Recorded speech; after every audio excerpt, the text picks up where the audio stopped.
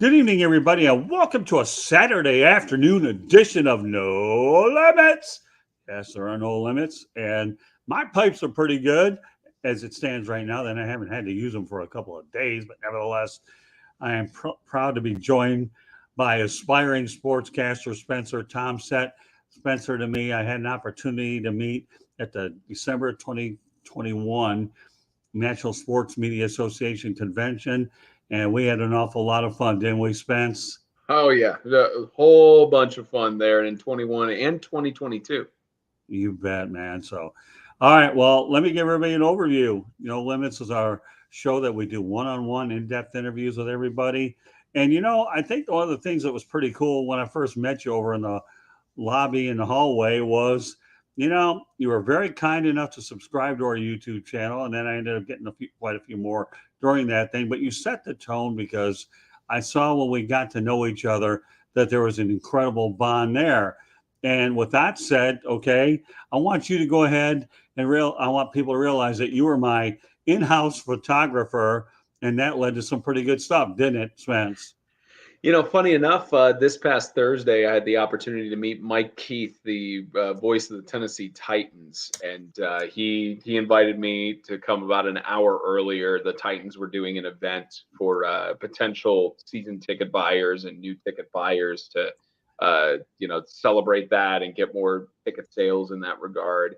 And he invited me an hour ahead of time. Him and I had a really good conversation and such. And from there, but in between conversations he and I were having, there was a line of people. As in some cases, for some of us broadcasters, we have people who admire our work to the point of wanting to get photos with us or autographs and what have you. And there was a line of people for Mike Keith because he's so beloved by Music City that there were people wanting to take photos with him, and I took up that photographer role. I didn't have to. There was no obligation to, or it wasn't an expectation in that regard, but I just kept asking people, hey, do you want your photo taken with Mike? I'll make sure it's taken care of. And I just took the photo, and I did the same Scott Morganroth method. Portrait, several photos, and landscape, several photos. But the only thing I didn't do was the backup full distance and then close up zoom in because that's a patented Scott Morganroth method that I only use for his photos in that regard. But no, yeah, it's when we first met at the National Sports Media Association banquet, it was I didn't know what to expect coming to that thing. So December of 2021, my best friend Jack graduated from Middle Tennessee State University with his bachelor's degree. And I knew a few months ahead of time, I knew I wanted to go to Winston-Salem because Jim Nantz was going to be there.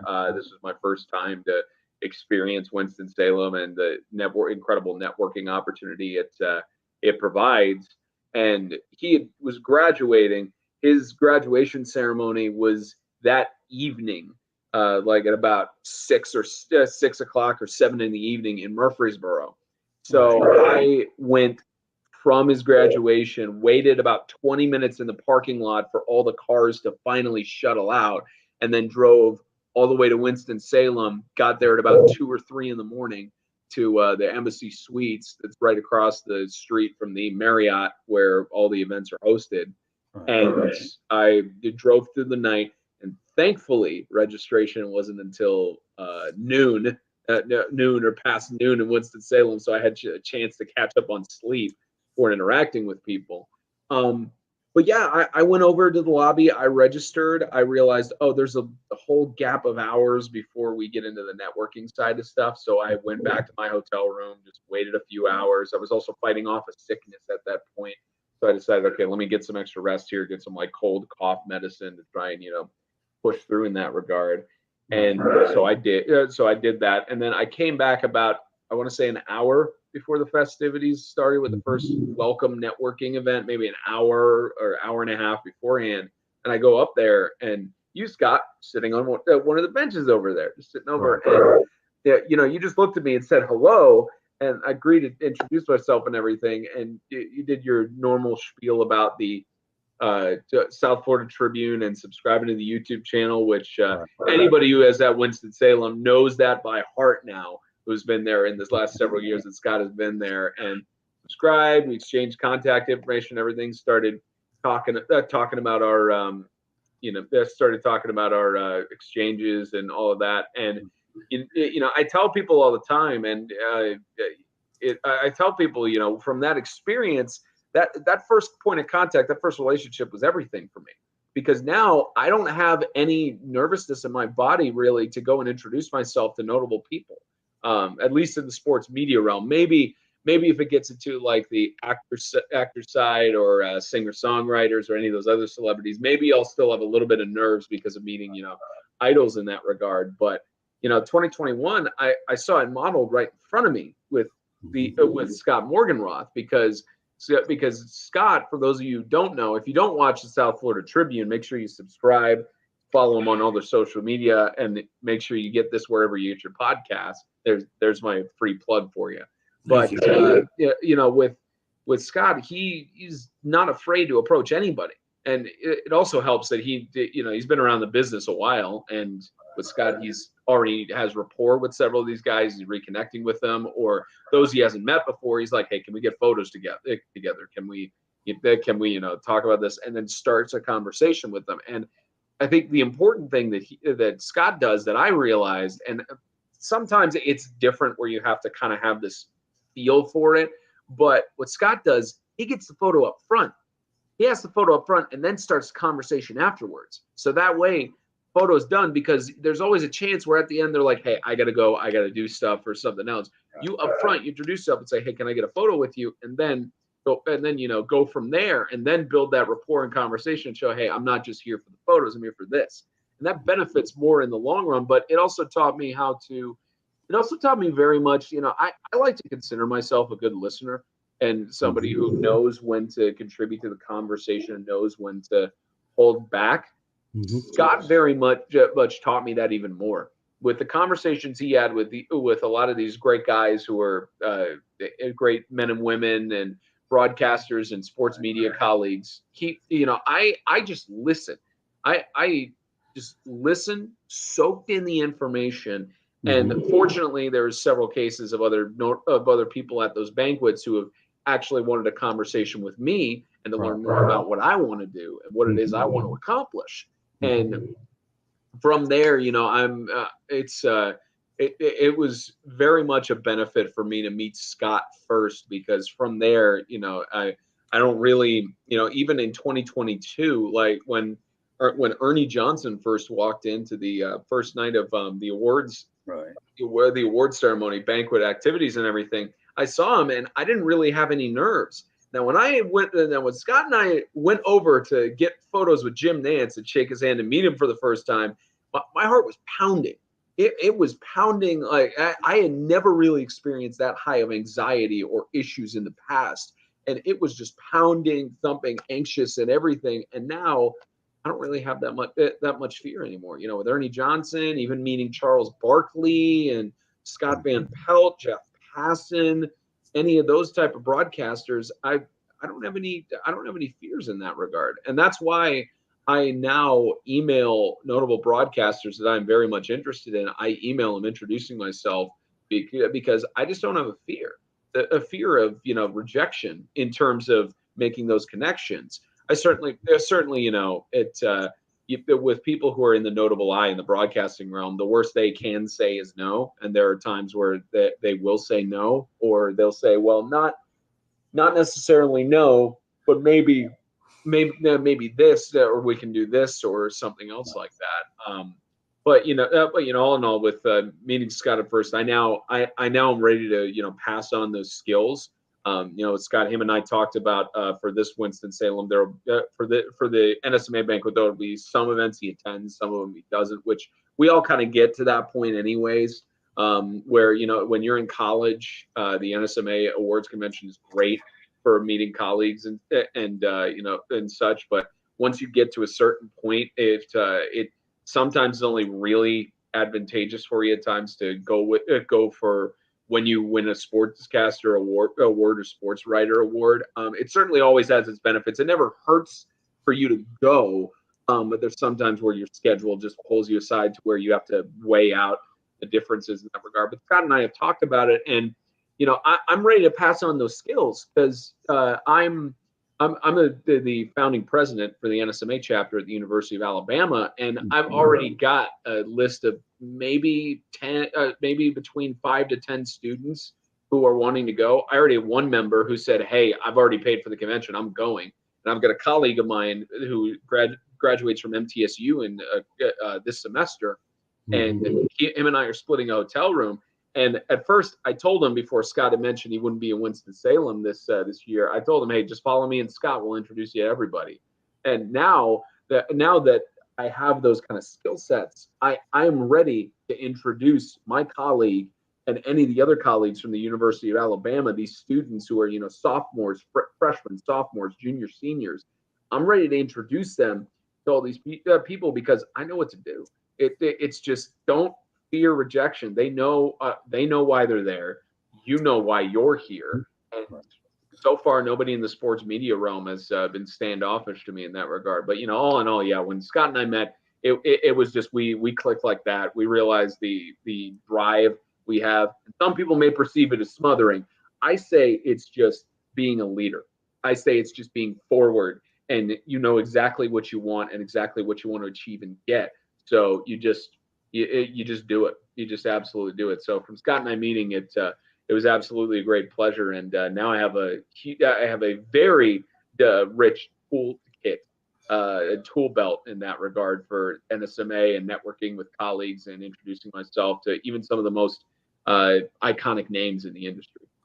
Well, I will tell you this right now, and Dave Gorin prepped me a little bit for it before I went up there because we exchanged text messages and all. Just said bring a phone with a camera, and these people will treat you great, and you're a colleague. And that one thing I tried to convey to you was, listen, Spence, you're here now, okay?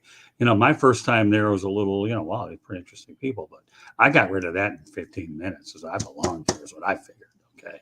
And I knew at that point, hey, I'm a sportscaster, sports media guy, just like any of these people. And that was the one message I tried to convey to you really quickly. And you gravitate. I should point out here, by the way, folks, and once again, happy Saturday afternoon, that No Limits can be heard on iHeartRadio, Apple, Spotify, Google, or wherever you get your podcasts. So please hit the red subscribe button. Okay. And that's what you'll see on your screen on YouTube, South Florida Tribune. And we're striving for 1,000 subscribers. We've come a long way, but we're certainly looking to go a little bit further, or a lot more further. Want to be a guest? No problem. Send your topic ideas to southfloridatribune@gmail.com. And if you want to advertise, call me at 954-304-4941.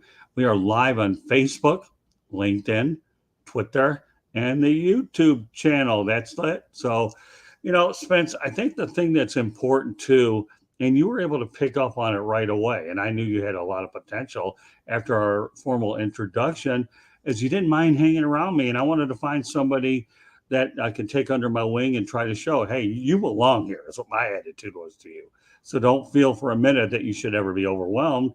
And as I continue to implement those things to you, you are a first-class sponge. And folks, I'll be honest with you, okay, I don't wear ties, but when it came down to crunch time, okay, Spencer did a good job there taking care of my tie.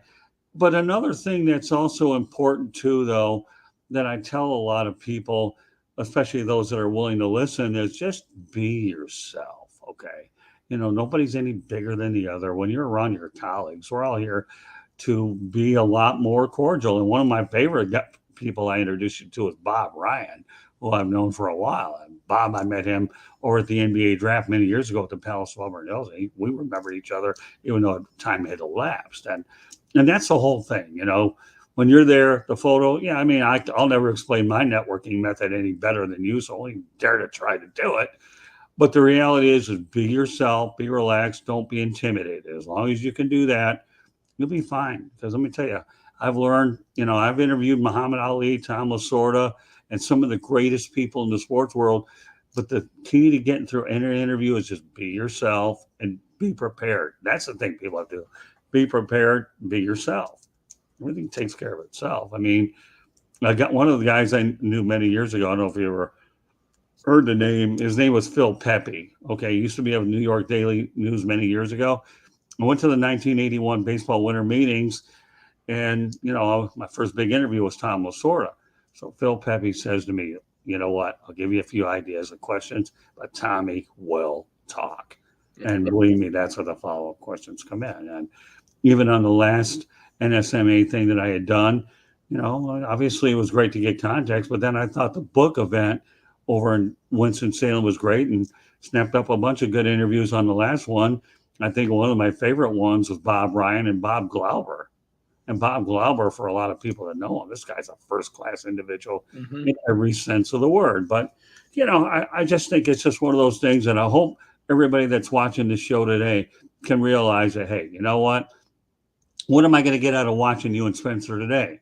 You're going to watch a guy that's been in the business for a while, that wants to take somebody under his wing, that really wants to go out there and hopefully sponge and ask questions. And anybody that ever wants to contact me, I don't turn them down as long as they're decent, quality human beings. And that's really what it's all about, and you, to me, were just the beginning of what would turn out to be an incredible 2021 opportunity. And the only reason I can't make it this year is because of medical issues. I've got a lot of medical issues, and in the future, I'll probably be going over there to maybe not go to the awards banquet at night, but the other things. So, but I think the one thing you better tell Dave Gorin, if you're taking 5 to 10 people from Alabama, I want to know where my kickback and my check is for all those people going there. You better let Gorin say, hey, you know what?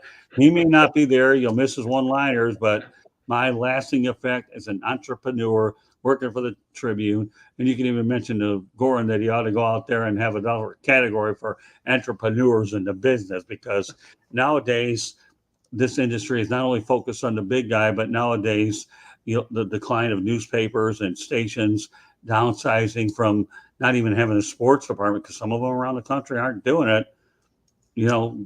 People are still in this business, but in different ways, independent ways, and they're every bit as credible, especially as the podcasting world has begun to emerge. So, all right, so let's go on to another good experience that we had there, Spence. Okay, John Walton, Washington Capitals play-by-play announcer, said you had some great pipes, and I knew you did, but so let's talk about that situation, okay, Spence?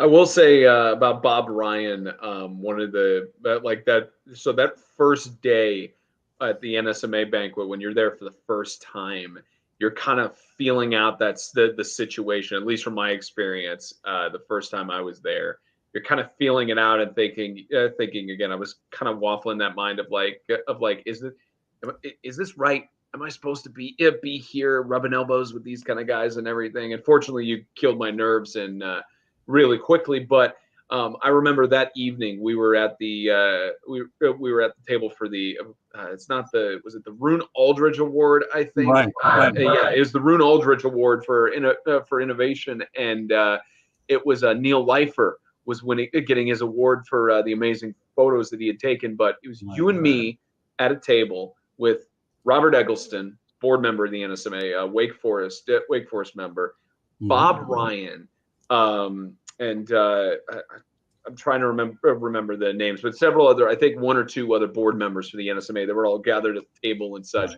And there was just the conversations were going back and forth about, basketball history and these things. And I remember at one point, Bob Ryan, I can't remember which college basketball coach he had frustrations with, but he was like, this coach is ruining the game of basketball, and just went into one of his signature monologues. And then the conversation came up. It was right after, because this was in December of 21. It was right after Wake Forest was in the ACC football championship. And it was the play that the quarterback did the fake slide and then continue to run. And there wasn't an NCAA rule for it, so technically you could do that. And then the NCAA immediately said, okay, we got to change this because this is risking player safety in this regard. And the majority of the table, when they discussed it, they were like, yeah, was it a good move? Yes. Probably should have removed it and everything was a problem. And then Bob Ryan chirps, I didn't see anything wrong with that. I thought it was a good move. And Robert Eggleston leaned into me. He goes, not a bad table to be at in Winston-Salem, eh, son? So just hearing that and being able to be a part of that conversation. And again, it goes back to, I consider myself a good listener. Of course, the people at the table asked me what I wanted to do, and they asked about my aspirations and that kind of stuff. And I appropriately answered when the time came for that. But I still sat back, soaked in. I listened to that conversation because I had that same thing happen on the meeting with Mike Keith. It was we had just seen. We were looking out at the field. Nissan Stadium now has AstroTurf, or they have turf, which is the first time in their 25-year history about it. It was me, Mike Keith, the new general manager, Rand Carthen, and Keith Bullock was there. Keith didn't know this at the time. He just got inducted into the Tennessee Sports Hall of Fame, and they were surprising him at that event. But they had him come speak about the Titans and the experience he had with the fans and everything to try and get people to, buy tickets.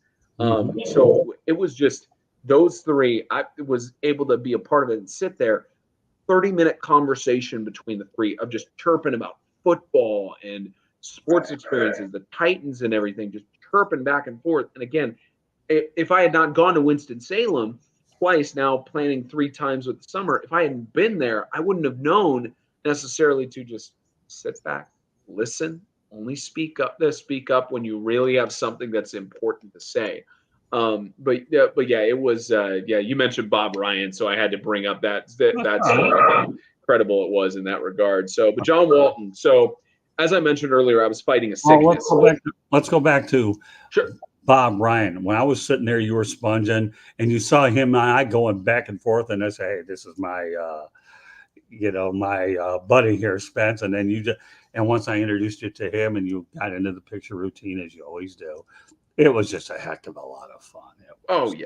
Oh yeah, no, Bob Ryan's great, and especially with him being, I think he's also a board member for the NSMA. And that's why he goes there a lot, because obviously Dave and him are close, and Bob will go there to support him. But all right, I want to hear the John Walton story again. Yeah, no, Bob's great. Bob's great. I look forward to seeing him again in the summers. You always do, and I love the book talk interview you did with him as well, and seeing that in the chirping, because you guys had like a 30-minute interview. Like 30-minute conversation, just because of that relationship you built. I love seeing that kind of stuff. So John Walton, as you can tell, we broadcasters love to tell stories. We'd love to talk once we start chirping. So like I mentioned, I had started, I was fighting a sickness that weekend. And I had told myself, like, I got to my throat was starting to feel scratchy the night that I was driving over to Winston-Salem. And I woke up feeling like it was cold. It may have been I never ended up testing myself, but it could have been it could have been COVID at that point. And I told myself I paid enough money. I paid the money to be here. If I don't feel deathly ill, and I paid the money to be here. I've driven out all this way and everything. Cold medicine, keep my coughs down, keep using hand sanitizer to keep people safe and everything, and just be good in that regard. So John Walton was there. It was when part of that first it was that part of that first mix and mingler, and you and I walked up to John Walton, and I shook his hand, briefly introduced myself, and you and John started chirping, as you always do with pretty much anybody at these events. You started talking and such, and my sickness was getting to the point of I need to step outside and get in the cold weather, because I'm overheating right now, and if I do something, I'm going to pass out. So I probably should have said something like "I'll be right back" or whatever it was, but I just walked off, because I knew if I had interrupted I didn't want to interrupt the conversation. Right. So I walked out of the hotel, and I sat on one of their benches or tables or whatever for I think 30 minutes to finally cool down and just detox, relax. And at that point, I was like, oh God, I just walked away from somebody. This is a bad perception and everything. What have I done? But I walked back in. You were separated and such, and I told you, I was like, yeah, I'm sick or whatever. John Walton looked across the way over there. He made his way to walk towards me. Right. He walked over and said, "Hey, I didn't get a chance to hear about your career, the stuff you wanted to do, or anything." Which that meant the world to me, of somebody as a broadcaster or anything noticing that, hey, I didn't get a chance to talk about it. Let me go out of my way and make sure I actually hear this get out. Which that was really meaningful. And so, I told him at the time I was at Middle Tennessee State University finishing my master's. What I want to do, he said, what do you want to do? I told him I want to be the play-by-play commentator for the Super Bowl on CBS, NBC, Fox, or ESPN. And he looked at me and goes, well, you got the pipes for it. And so that's where the nickname has started with Scott, where the entire weekend and 2022 and any conversation we have forward, he looks at me and goes, Mr. Pipes. Like, hey, he always calls me that because John Walton said, you have the pipes to be able to call the Super Bowl. Right. And him and I had a good conversation from there, the stuff I was doing with the NSMA chapter, and built a good rapport in the things we were doing there. So that experience with John Walton was not just as the compliment of my pipes, but going out of his way. And that's what I hope that I can do at some point. If I ever get to that point of being, I guess, notable, lack of a better term, or being known in the sports media world as somebody who's a voice of a team, or on the NFL on CBS, what have you. If I ever get to that point, I want to do that for some college kid. I want to be able to, see them across the way and, ask them, just have a conversation and try to build, just try and build up their confidence in that regard. Because, John Walton did that for me.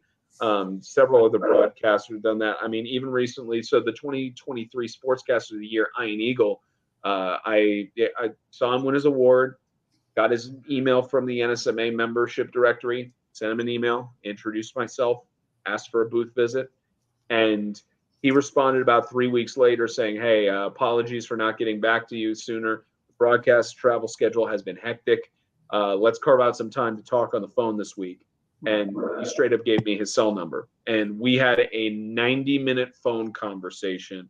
And it's one of many amazing conversations I've had with colleagues. Ian Eagle is very much, and I told him the same thing at the end of our phone call and everything. I look forward to shaking his hand in Winston-Salem, because he provided a lot of wisdom to me, not just about the sports broadcasting realm, but talking about other aspects of life. And what do you do when this happens or this happens, and being able to, have those conversations. But, I look forward to shaking his hand and, getting to interact with him in person, but I more so look forward to introducing him to any colleagues that I bring with me to Winston-Salem, and getting them to shake his hand and be able to not just say they met Ian Eagle, but they've been able to interact with somebody who is one of the best to do it in all aspects of sport. So it doesn't matter who it is to me. I'm ready to meet anybody and everybody in the sports media realm.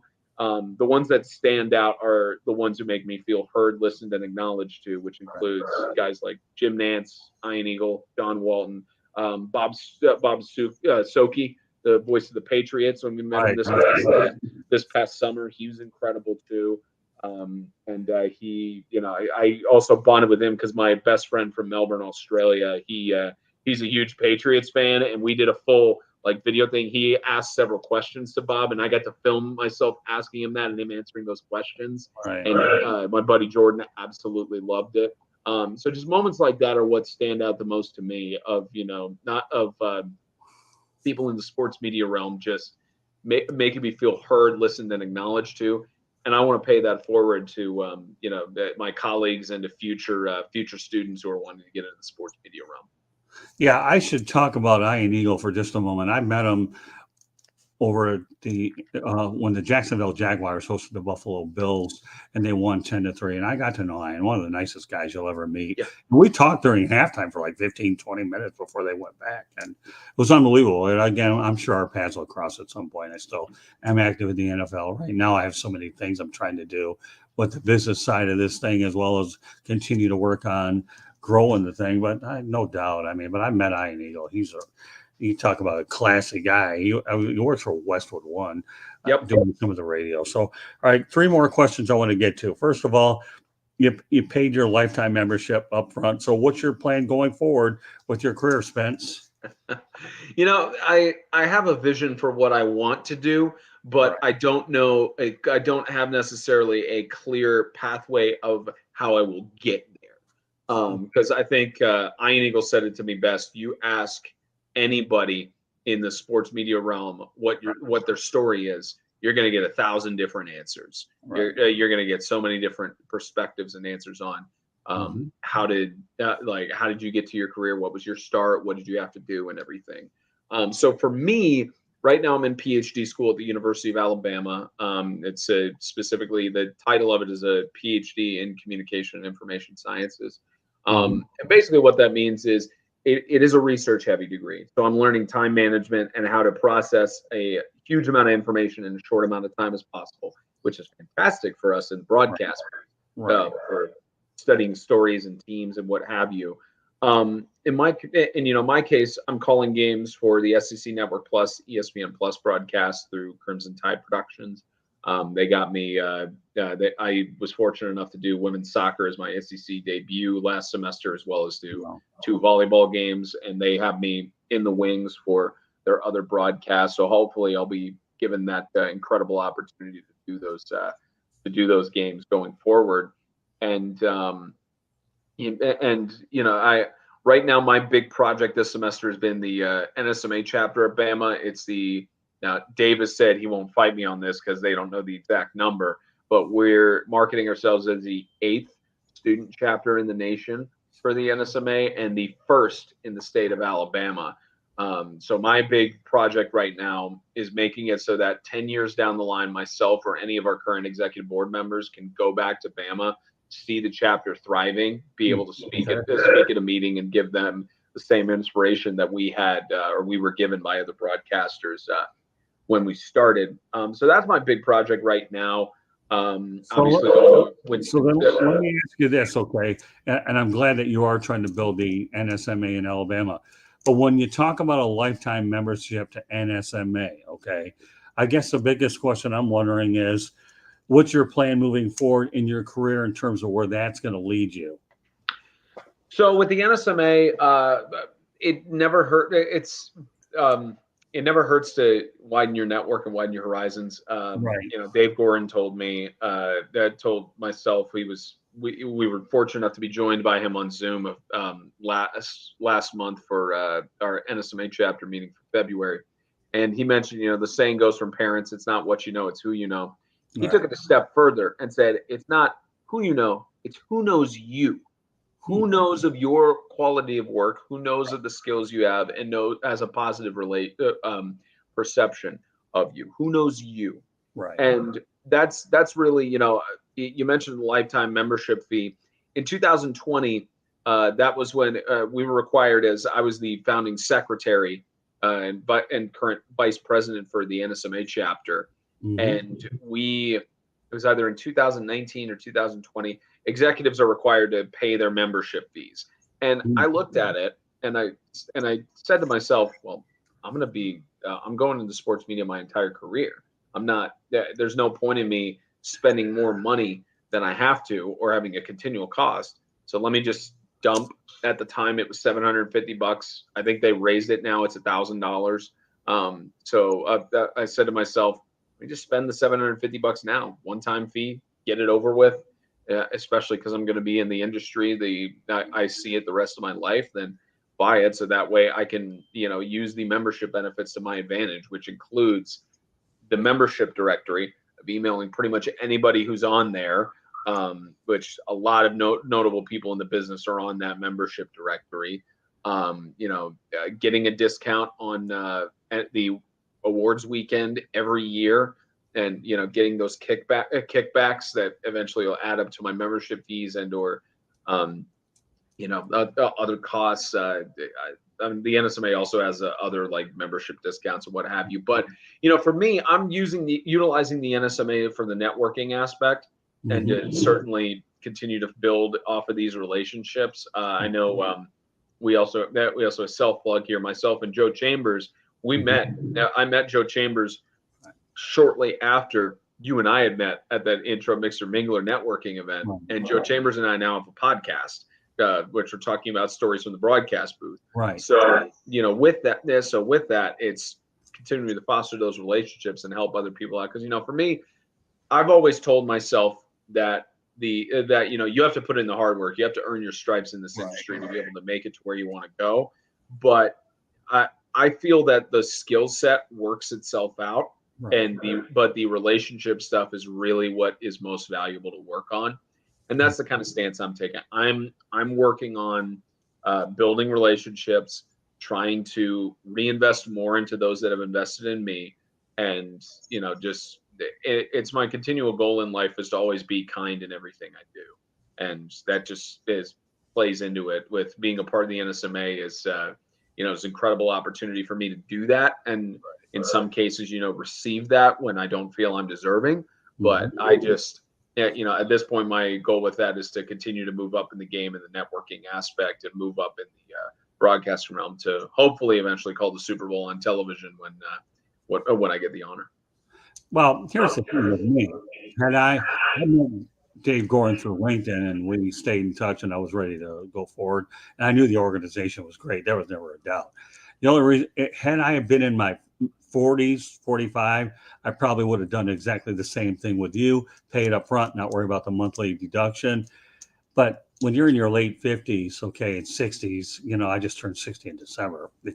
It just paid for me to just take it out every month and be done with it. But no, I'm with you. I mean, I would have paid the whole thing up front, not worry about a monthly deduction.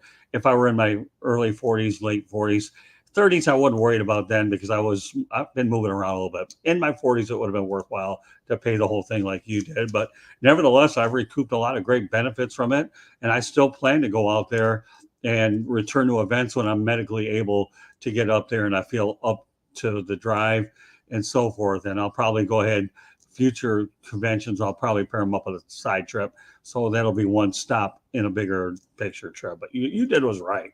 I mean, you're in your mid-20s, you know what you're going to do. So that was a no-brainer. But me at this stage of the game of my life, it made no sense. But a few years back, that's another story. All right, so let's go back to another question. You probably answered it already because like you and I were both broadcasters, we can probably talk one question that leads to another. But for all intents purposes, for clarity purposes, okay, what sports are you broadcasting now?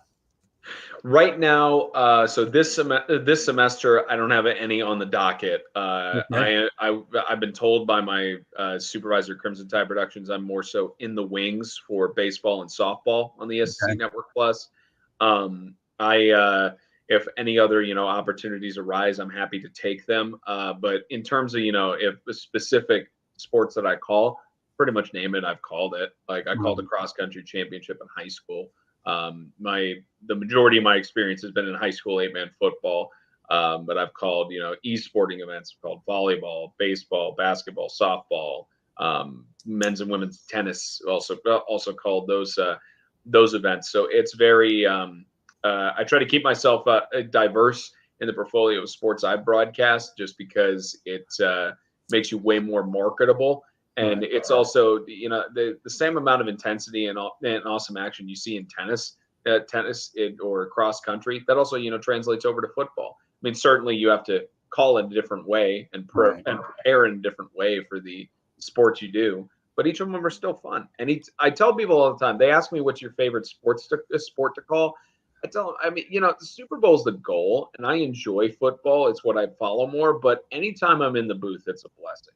It's always a blessing to be able to say that somebody put their trust in me to lead their broadcast, present their product in the best of light, and do justice to the moments in sport that deserve them. Yeah, I should point out in recent years, I've had an opportunity to work in the booth a little bit, just very minimal. I enjoy it. It's always been a dream of mine ever since I was a kid. When I first grew up in Metro Detroit, I'll never forget the one guy I used to emulate was a guy by the name of Bruce Martin.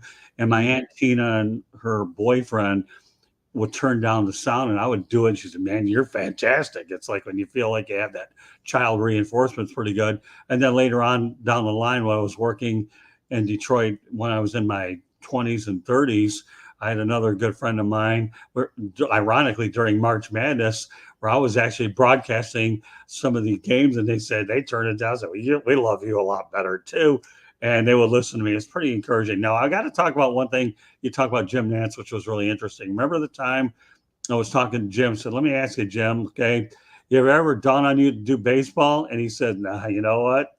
No, I like golf, but baseball's not my animal." And I can see why, because he probably doesn't have as big a history with baseball. Baseball's not an easy sport because you really have to do twice as much research over the course of an extended time. Forget about all the things they're talking about to speed up the game. That's not relevant to what we're talking about. But baseball, you got to be thoroughly researched. You're probably looking at 6 to 10 hours at the ballpark, just between pregame, postgame, and everything you do, depending on the length of the game. So, but that was one of my favorite stories with Jim Nance. And again, you know what? As a child, okay, in your mind where you can go, no, is it never meant to happen that way? You never know, but you know what? It's all about dreaming and then really pushing and be persistent. I still have aspirations, even at 60 now, to do a fair amount of play by play, and I'm not going to let off the gas until the man upstairs said you can't do it. But I can appreciate where you're coming from. All right, final question. You talked about doing some teaching at University of Alabama, and you're getting your PhD degree. So go ahead and go into more detail about that. Quick tie back to Jim Nance. He actually clarified that in an interview later, that he mentioned he didn't have a desire to call baseball because just the reason you said. He mentioned he feels that he could not do justice to the sport of baseball and calling it in the booth Right. as it definitely deserves, because it's guys like, we got to meet Dave Jagler, the voice of the Washington Nationals, and talk about baseball and that kind of stuff. And I appreciate baseball. I certainly am willing to call it. I just won't be as in depth of knowledge, and that's why I let my analysts shine in that regard. But it's for Jim's case, he definitely knows his strengths, and in that case, he expresses what he feels is a weakness. But I think he could hold his own if he called. Well, the thing is, when you talk about that, though, and I'll take any opportunity that comes my way, regardless of the sport. But the two I'm the most comfortable with mainly is baseball and football. Yep. And basketball's all right. Okay, I don't like the way the game is turned into a jump shooting thing versus a dunk being replaced. But that's beside the point. In hockey, what takes an unbelievable person to do that. That's why you had the Kenny Alberts out there. Oh yeah, and he's great. You have the Gary Thorns, the John Waltons, and the list goes on and on. But that's hockey's a bit faster paced, so you have to focus. I like anything that allows my mind to work in ways, and I think football and baseball would do that. But again, if an opportunity say, hey, you want to do it, I wouldn't turn it down. Are you kidding? I always look at the microphone, to me, is like a lollipop. You can never have you can never have too much of it. If that, in fact, what are those suckers called, the blow pop, where you have the gum inside along with it? Oh, those are unbelievable. So yeah, those are good. And I've called hockey a couple times for Penalty Box Radio here in Nashville at the high school level, and even then, it's a whole different animal. But you have to be very quick. And I just had work for the NSMA chapter. We just had a Zoom conversation with Kenny Albert on Monday, who's a great guy, great broadcaster. And he's talked about, he loved hockey ever since high school. He knew he wanted to continue to do hockey. And it's translated over to he's called so many different sporting events. And that's why he's the Swiss Army knife of broadcasters, as he's been, referred to in the media's sake. But to answer your initial question about Alabama, so right now, I'm teaching Intro to Sports Communication. The program that's within, so it's College of Communication and Information Sciences, the Journalism and Creative Media Department, and within that, there's the Alabama program in Sport Communication. And basically, with the Alabama program in Sport Communication, it does its best to prepare students to be able to go into the workforce, to be marketable. And all the classes they have, they require their seniors to produce a sports portfolio, which basically showcase all their stuff. So that way it makes them marketable on the workforce. So what I do with Intro to Sport Communication, I teach right now, it's about 90 students. I think the section I'm teaching this fall is about 45. So I'll have a chance to have a more intimate relationship, because when you have 100 students in the room, you can't really, you can. There's some of them that stand out and you're able to have conversations with, but with 100 people in the same class, there's some voices that get lost, or some people who don't, communicate as much. But what I do is I'm just teaching them essentially the basics between, live tweeting, sports writing, reporting, play-by-play, just sport communication as a whole, marketing, public relations, like just to teach them that you're not just limited to the broadcast booth. You have plenty of other jobs in sports media, as you have very much proven through the South Florida Tribune of that. You do live shows, you do podcasts, news articles, videos, interviews. You even do your own, marketing, public relations, promotions, and all of that. So Yeah, and so I might need to get you to speak for the NSMA chapter at some point. Now thinking about it, because you'd be a viable asset to show them that, hey, you can do this yourself. But the cool thing about Alabama is that next spring 2024, we are going to officially launch a sports announcing course, and they're going to have me lead the charge on that. And the basic idea of it, and I haven't looked at the syllabus and all the specifics within it, but the basic idea of the course is, okay, your play-by-play today, your color analyst today, your sideline reporter. Here's some footage with ambient background noise, crowd noise, action. Call the game and give them critiques afterwards. And once we get them good enough to where they can put something on their portfolio, put something to be able to present to future employers, because the challenge comes in with getting opportunities, especially at the college level. You would think at the University of Alabama, the opportunities for on-air work would be, somewhat plentiful. They're there, but the athletics department, they like to hire people with more experience. Right. They'll definitely allow students within CNIS to work behind the scenes on the camera and that kind of stuff. But on air, they put their trust in those who have done it for several years, or people like myself who have 500 plus broadcasts and can show what they're capable of. But it's we're trying to give them those opportunities in that regard, to be able to get experience and get the reps, as people always talk about. And I think the sports announcing class is really going to do a good option of that once it launches. And I'm just fortunate enough that to be a part of that, and to be a part of starting something, more so than obviously starting the NSMA chapter as part of it, but be able to start a course that actually produces sports broadcasters, that actually produces people who have a better edge than their other colleagues at other universities and other colleges of people starting out. So it's really exciting stuff. I've enjoyed being able to get the NSMA chapter up and running, and the sports announcing course is definitely going to be interesting to see. It's amazing how you talk about that, because a lot of people that know me know I love public speaking. I got a BA degree in communication over at the University of South Florida back in 1986.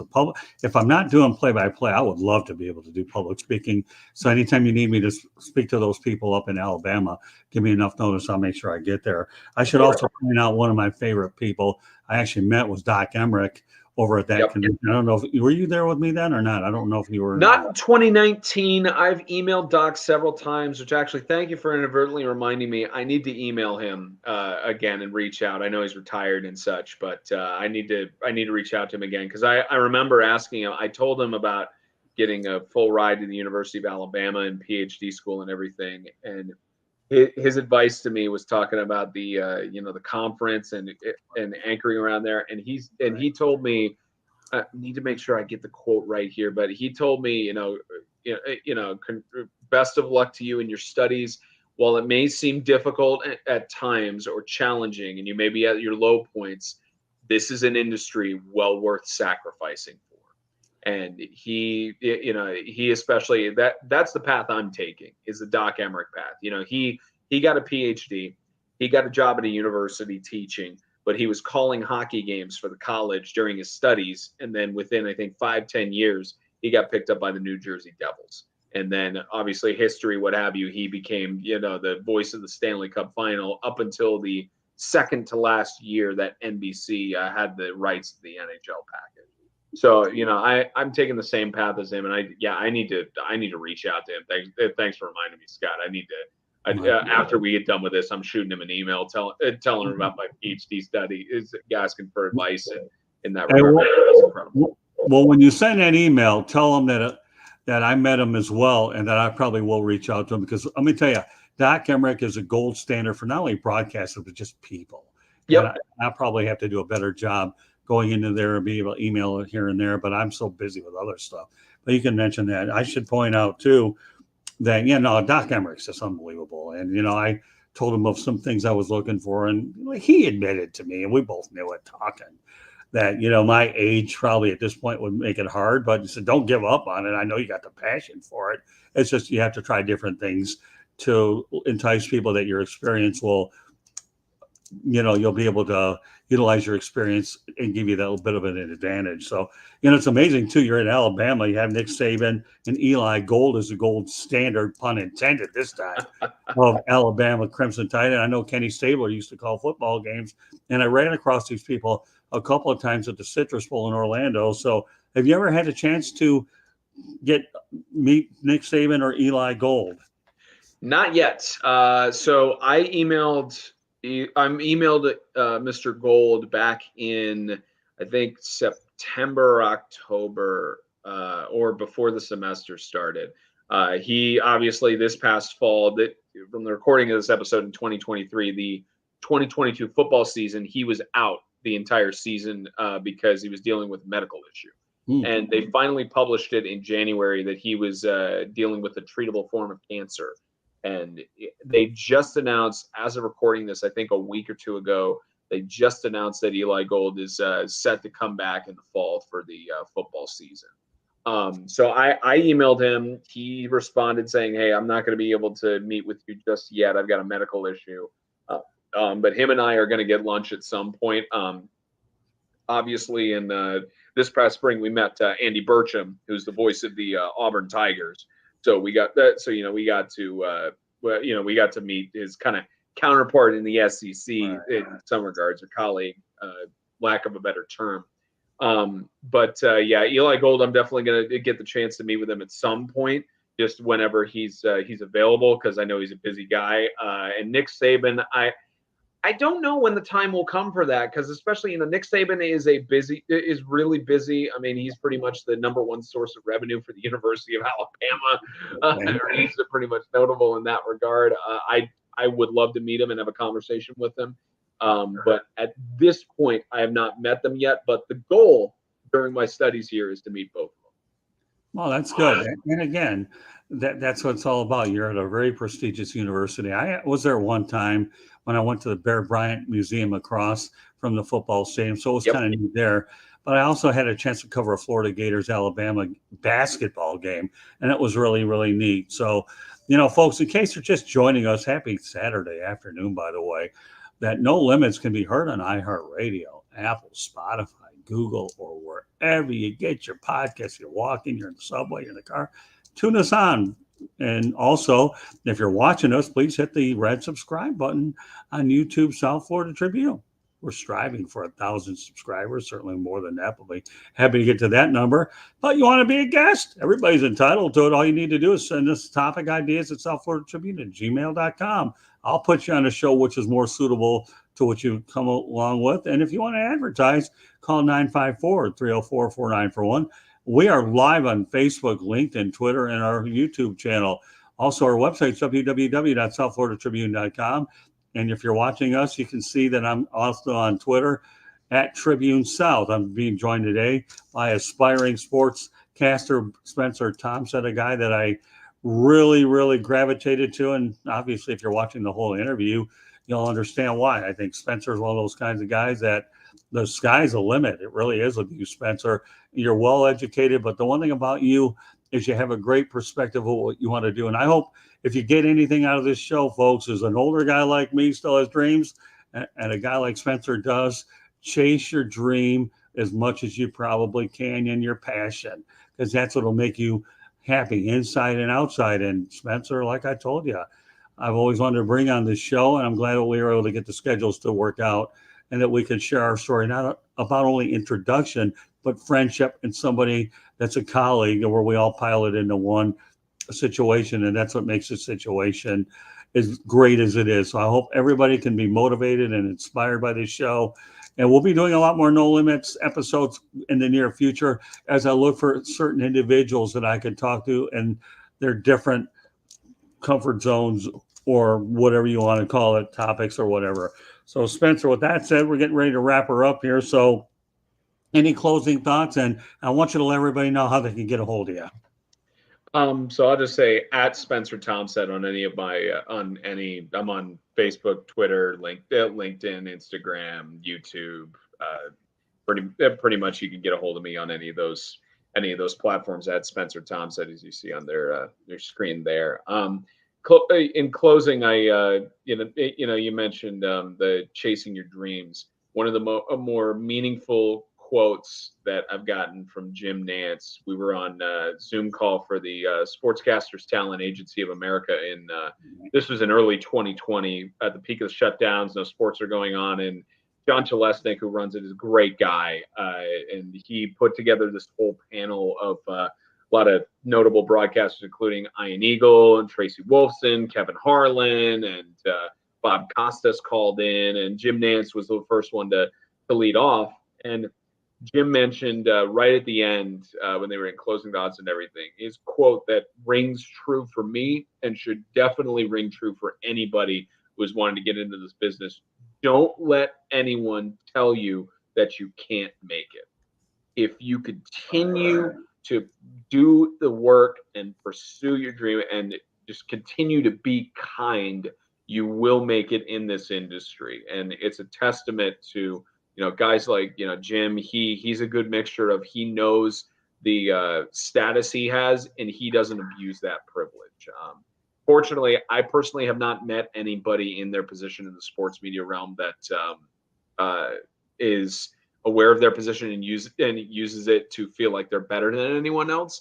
Not to say there aren't people like that in the sports media industry, but I have yet to meet somebody who is like that. When you find your dream, when you know what it is you want to do, there's no use wasting your time pushing for anything else. And especially in the the sports media realm, it's you're gonna have a lot of sacrifices. You got to put your stripes in. You got to do the hard work. But it's just as Doc told me, Dr. Mike Emmerich told me, it is an industry well worth sacrificing for. Anytime you're struggling, anytime you're trying to push through, just remember that it's preparing you for the true bliss you'll experience when you achieve your dream. And you'll be able to look back on it and say, you know what, this experience was terrible, but it got me to where I am. Well, I can tell you this right now. Number one, as I mentioned earlier in the show here, Spence, okay, when you are a part of this organization, everybody in National Sports Media Association, these people are down to earth people, and they're some of the greatest people that you can talk to. I have never in my time seen any egos at all. Leslie Visser, I had a chance to catch up with her, and Leslie and I reminisced a little bit about the time that we were over at the Pontiac Silverome. I wrote a story on her, and the list goes on and on. So I don't want to keep name dropping, but Leslie was great. But the one thing I can say about journalism 101, okay, learn the 5 W's and 1 H: who, what, when, where, why, and how. Because I'm going to tell you, in life, the 5 W's and 1 H will lead you anywhere you want to go, regardless of what industry, whether you're in, whether it's media, whether it's sales, or whatever the case is. As long as you commit to the 5 W's and 1 H, you'll never go wrong. So meanwhile, again, I want to thank everybody for tuning in on No Limits. And we look forward to doing more No Limits. Is there another show out there called The Real and the Rare, which will emphasize on non-sports and maybe occasionally sports topics to go along with our regular lineup. So if you want to go through our regular lineup of shows, go to www.southfloridatribune.com. One other kudos I want to provide is Candy Eveling, who does a remarkable job putting these broadcasts up, as well as her work on the South Florida Tribune. Without Candy, none of this would be possible. So, Spencer, I want to thank you very much for joining us on this edition of No Limits. And I look forward to seeing you down the road when I return there medically and I'm able to get up there again. But please send my regards to all of our good friends up there this summer and let them know I haven't forgotten them, especially Bob Ryan, okay? You tell Bob when you see him, I love the guy. I'll probably try to get a hold of him at some point or another. And you know what? To me, those are just my pals and my esteemed colleagues. So these people are gold, in my opinion. No more puns intended. I kind of used those up already. But meanwhile, thank you very much for joining us, Spence. Yeah, I appreciate the invitation, Scott. It's always a pleasure to talk to you, whether it's on the air or off the air, even at Winston-Salem or what have you. I know that it takes a lot of it takes a lot of courage to be able to ask a bunch of people to subscribe to your YouTube channel, even if it's just at a networking event or what have you. And you certainly are on your way to where you want to go. I'm sure if Lionel Messi gets signed with Inter Miami FC, you'll be hearing from me sooner than later to get into the booth with you to help you on South Florida Tribune stuff and try to get a photo op with the greatest soccer player of all time because of his incredible performance in the World Cup. And if he moves over to the United States, then that once in a lifetime experience would be incredible. It's always a pleasure to talk to you, Scott. I look forward to whenever we have our next conversation. And certainly when you're in Winston-Salem next, the drinks are on me. Well, that's fine. But I'll tell you one thing I'm really glad about this conversation, other than the fact that anytime I get on with you, it's always a blast.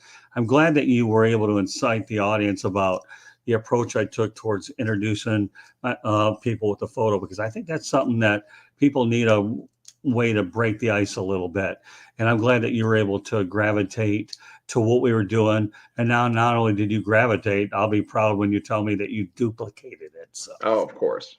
Absolutely. It'll that'll be fun to show my colleagues how it's done in Winston-Salem this summer. Be able to show them with introducing Lee Corso when he's there, Ken Rosenthal, Ian Eagle, I think Jeff Platch as well with his Co-Sports Writer of the Year award, and all the other state winners. It'll be really special to be able to show that to students who are either around my age or younger, between that 18 to 24 demographic. So it'll just be fun. It's really going to be exciting, and I'm looking forward to the summer. Even though we won't see you there this year, I'm just thankful for the conversation. And I'm sure we'll have plenty more as the years go by. You know that, man. You know that, Spencer. I treat you like my own son. And you know what? When you have somebody that you really bond with, because you and I clicked instantly, it was just so fun having you around the whole time, and that we were able to really have a good time together. Those memories are priceless. So meanwhile, once again, folks, this includes this edition of No Limits. On behalf of Spencer Tomsett, my name is Scott Morganroth. Thank you for joining us, and we'll catch you on the next broadcast here on the South Florida Tribune YouTube channel / South Florida Tribune Broadcasting Network. Take care, everybody. Have yourself a wonderful weekend, and God bless and be safe. Bye now.